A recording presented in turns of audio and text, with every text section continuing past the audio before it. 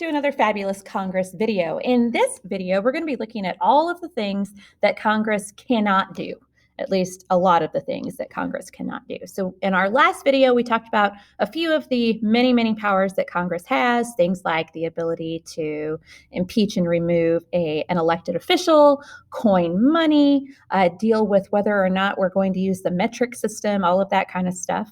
But now we're going to be looking at a few of the things that Congress cannot do. So Congress cannot pass an ex post facto law. Ex post facto. Think about that for just a second and try to figure out what that means. Okay, your second's up.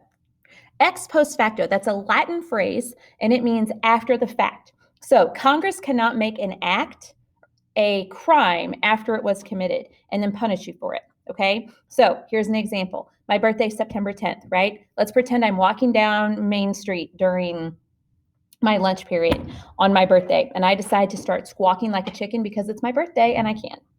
And the city of Park Hills rolls up beside me and says, Mrs. Petty, we're going to need to take you downtown. And I say, I know the law, and there is no law preventing me from doing this.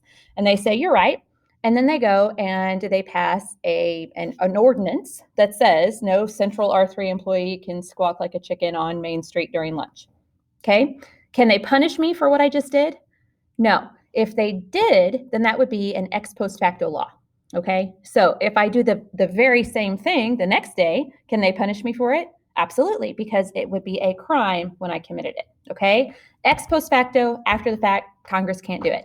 All right, bills of attainder. This one's very similar in nature to the writ of habeas corpus, which we're going to talk about next. But a bill of attainder is a law or an act that's going to arrest you and punish you without a trial. Okay, so it's like, I'm going to arrest you, I'm going to charge you with stealing my coffee, and immediately you're going to be exiled to Antarctica.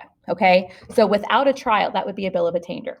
Okay, so suspending the writ of habeas corpus, again, very similar to bills of attainder, but this focuses on not even like moving you from the you're arrested, we're throwing you in jail phase to the you have a trial, you're punished, you have the chance to defend yourself and all that kind of stuff. So to suspend the writ of habeas corpus is basically just going to give the government the authority to arrest you and throw you in jail and leave you there.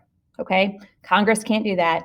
That is unconstitutional. Okay, another thing that I think is kind of fun that I didn't list on here that Congress cannot do is they cannot grant titles of nobility. So whenever you think of a title of nobility or nobles or something like that, you might think of like a king or a queen or a duke or a duchess or something like that.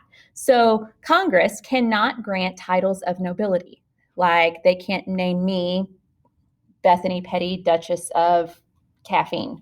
Okay, can't do it. All right. So I want you to think about why. Think back to our founding time period and think about why our founding fathers might have wanted to avoid that possibility. And with that, I will stop